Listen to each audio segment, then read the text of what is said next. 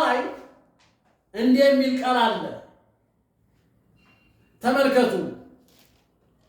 እግዚአብሔር የመፈጠራችን፣ የመንቀሳቀሳችን፣ የማደጋችን፣ ዳግመኛ የመውለዳችን ሕግ ነው።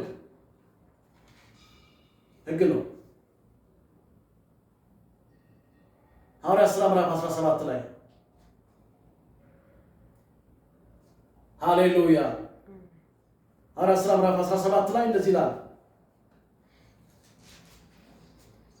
እንደዚህ የሚል ቃል አለ።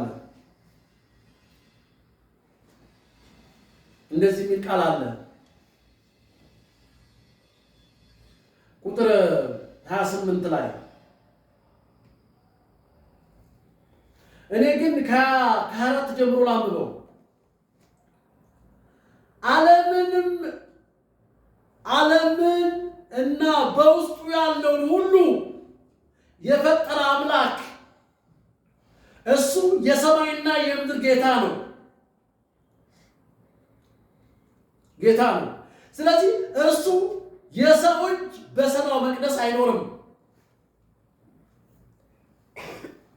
እሱ ለሰዎች ሁሉ ሕይወትን፣ እስትንፋስን እንዲሁም ሌላ ሕይወት ሌላውንም ሁሉ ነገር ሁሉ የሚሰጥ ስለሆነ የሚጎልበት ባለመኖሩ በሰው እጅ አይገለገልም።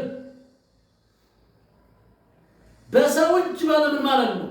ሰው በሰራው መቅደስ ምን አይልም? አይገለገልም።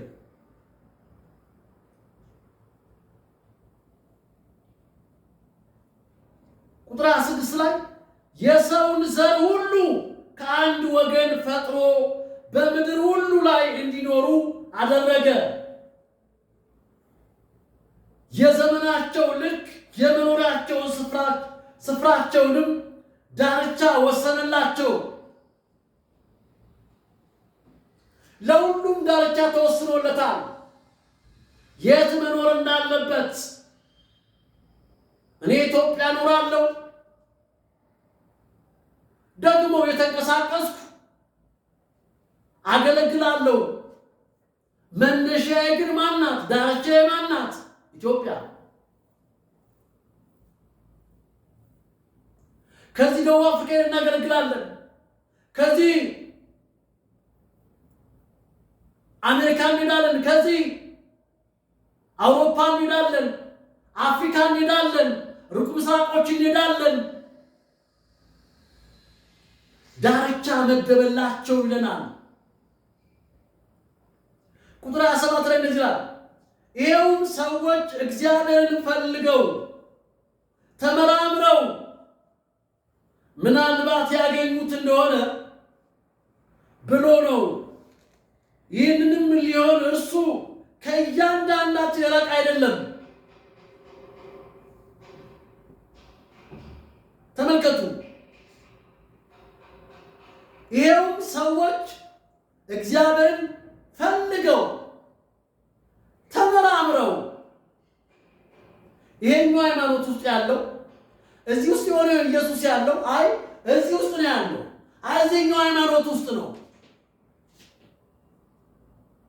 አትገደብ፣ አጥር አትስራ።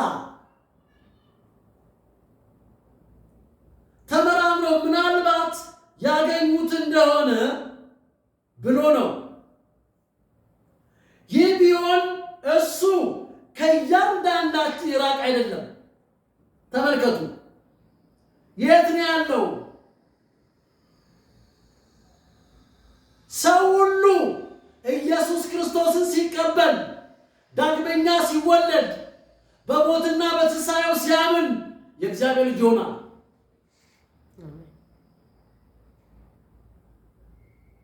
እዚህ ውስጥ ነው የሚሆነው። ሰው በሰራው መቅደስ አልኖርም አለ። እሱ የሰራው መቅደስ ማን ነው? ይሄ ነው። እኛ የሰራነው መቅደስ በብሎኬት በፌሮ በሲሚንቶ በድንጋይ በእብነበረድ ብዙ ነው የሰራነው። እሱ የሰው መቅደስ ነው። እግዚአብሔር በዛ አልኖርም አለ። ታዲያ ነው የምትኖረው በሰው ውስጥ። ቁጥር 28 ላይ እንደዚህ ይላል፣ የምንኖረውና የምንንቀሳቀሰው ያለነው በእርሱ ነውና። የምንኖረው የምንንቀሳቀሰው ያለነው በእርሱ ነውና። አያችሁ፣ ከሕግ በፊት ሕግ አለ ስንል ሕግ ሁሉ ከዚህ ሕግ ወጣ። ያ ቀዳማዊ ሕግ እግዚአብሔር ራሱ ነው። እግዚአብሔር የመፈጠራችን፣ የመንቀሳቀሳችን፣ የማደጋችን፣ ዳግመኛ የመወለዳችን ሕግ ነው። ሃሌሉያ። ስለዚህ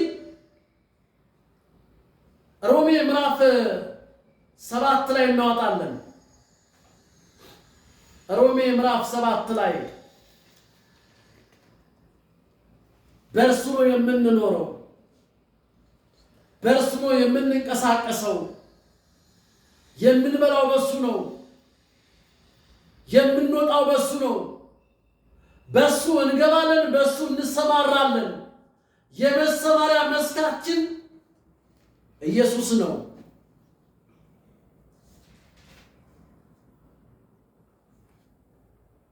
ተመልከቱ እንግዲህ ሕግ የሚለውን ስናወራ ሮሜ ምዕራፍ 7 ቁጥር 22 ላይ እንደዚህ ይለናል፣ ነገር ግን በብልቶቼ ይቅርታ፣ ከላይ ቁጥር 22 ላይ ቁጥር 21 ጀምሮ ስለዚህ ሕግ እየሰራ እንደሆነ ተረድቻለሁ። ይሄኛውም በጎ ነገር ለመስራት ያስፈልግ ስፈልግ በጎውን ነገር ለመስራት ስፈልግ ክፉ ከኔ ጋር አለ። በውስጥ በእግዚአብሔር ሕግ ሐሴት አድርጋለሁ። በውስጥ በእግዚአብሔር ሕግ ሐሴት አደርጋለሁ። ነገር ግን በብልቶቼ በውስጥ ለሚሰራው የኃጢአት ሕግ እኔ እስረኛ በማድረግ ከአእምሮዬ ሕግ ጋር የሚዋጋ ሌላ ሕግ በብልቶቼ ውስጥ ሲሰራ ያለው። በውስጥ ሰውነቴ በእግዚአብሔር ሕግ እኖራለሁ አለ። በአእምሮዬ ደግሞ አለ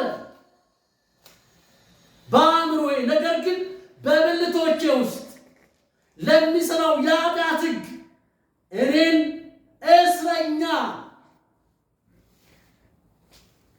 ብልቶቻችን ብዙ ሰው እኔ ከብዙ አገልግሎት ስገናኝ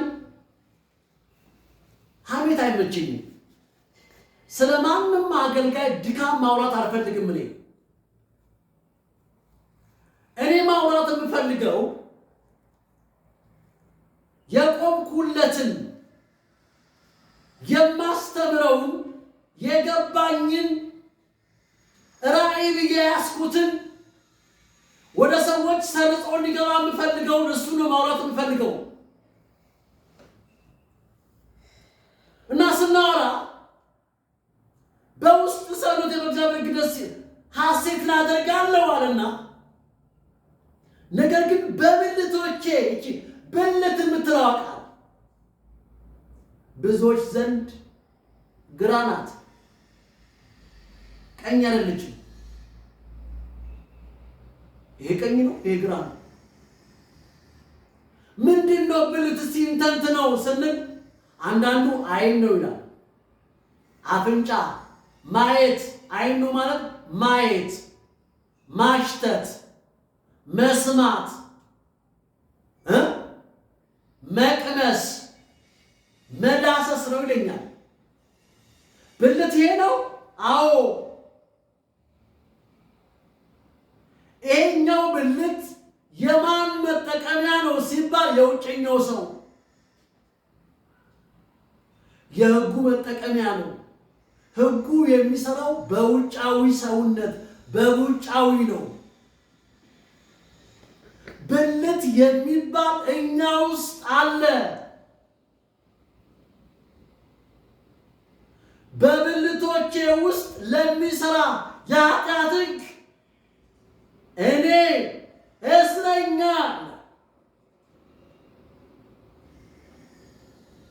በማድረግ ከአእምሮ ሕግ ጋር የሚዋጋውን ሌላ ሕግ በብልቶቼ ውስጥ ሲሰራ ያለው አለ የሚጠቀመው አለ። ይህ የኃጢአት ሕግ የሞት ሕግ የሚጠቀመው በብልቶቼ ውስጥ ባለ ምን በእነሱ ሲሰራ ያለው አለ። ማን ነው የሚያየው? ጳውሎስ ራሱ በውስጡ ሰውየውን አየዋለሁ አለ። እኔ ውስጥ አንዳንዴ እስቲ ስለ ሥጋ አስቡ። በመቅስፈት ሰውነታችሁ ሁሉ ይወራችኋል። አያችሁ? ይሄ አሮጌው ሰው አሮጌው ማንነት አሮጌው አዳም የሚሰራበት መገለጫው። ከዛ እንደዚህ አለ፣ እኔ ምንኛ ጎስቋላ ሰው ነኝ አለ ጳውሎስ። በውስጡ ሰውየው ሲሰራ ያየዋል እና ሲንቀሳቀስ ያየዋል። የራሱን ዓላማ ሲያራምድ ያየዋል። ጌታን የተቀበልለት አሮጌው ነገር አልፏል፣ ምንም ጥርጥር የለውም። ግን ሁሉ ነገር አልቋል ማለት አይደለም። ሁሉ ነገር ያለቀው በክርስቶስ ውስጥ ነው። ሁሉ ነገር ቢያልቅ ኖሮ ጌታ መውሰድ ነበረበት። ከዚህ ምንም አልሰራም። እዚህ ስላላለቀ ነው። የምድር ብልቶቻችሁ ምን አሉ ተብሏል? ግደሉ። ዛሬ እያመሰን ያለው የምድር ብልቶቻችን ናቸው። እናየዋለን። ተመልከቱ ምን እንደሚል ምን እያለ ቀጠለና እንደዚህ አለ፣ እኔ ምንኛ ጎስቋላ ሰው ነኝ። በውስጡ የሚያየው በውስጡ ሁለት ሰዎች አሉ። አንደኛው በውስጥ ሰውነቴ በእግዚአብሔር ሕግ ሐሴት አደርጋለሁ አለ። በጣም ደስተኛ ነኝ አለ በእግዚአብሔር። ደግሞ ሌላ አለ የሚጎትተኛ አለ፣ ምቾት የሚፈልግ ተድላ የሚፈልግ እንቅልፍ የሚወድ እንቅልፋም የሆነ አለ። ነገር ግን በብልቶቼ ውስጥ ለሚሰራ የኃጢአት ሕግ እኔን እስረኛ በማድረግ ከአእምሮ ሕግ ጋር የሚዋጋ ሌላ ሕግ በብልቶቼ ውስጥ ሲሰራ አያለሁ አለ። እኔ ምንኛ ጎስቋላ ሰው ነኝ። ጎስቋላ ሲባል መቼም ሰው በእርግጠኝነት የሚታየው አለባበስ ነው፣ ውስጥ ነው። ከውስጥ ወደ ውጭ ነው የሚወጣው። ዳግመኛ ያልተወለደ ሁሉ ጎስቋላ ነው። ዳግመኛ ያልተወለደ በክርስቶስ ሞትና ትንሣኤ አምኖ የእግዚአብሔር ልጅ ያልሆነ ሁሉ እሱ አንደኛው ነው። ከመጀመሪያው ጀምሮ እሱ ጎስቋላ ነው። ቢበላ ጎስቋላ ነው። መኪና ቢነዳ ጎስቋላ ነው። አውሮፕላን ቢኖረው ጎስቋላ ነው። ምንኛ ጎስቋላ ሰው ነኝ አለ። ከዚህ ለሞት ከተሰጠ ሰውነት ማን ሊያድነኝ ይችላል አለ። በሕግ በኩል አለ ጳውሎስ ምዕራፍ 7:14 ላይ እንደዚህ አለ፣ ሕጉ መንፈሳዊ እንደሆነ እናውቃለን አለ። ሕጉ በራሱ ቅዱስ ነው። ሕጉ በራሱ ምንድን ነው? ቅዱስ ነው። በራሱ ቅዱስ ነው። ትእዛዙ ቅዱስ ነው። ጻድቅ ነው። መልካም ነው። ሕግ መንፈሳዊ እንደሆነ እናውቃለን። እኔ ግን ከኃጢአት በታች የተሸጠው የሥጋ ነኝ።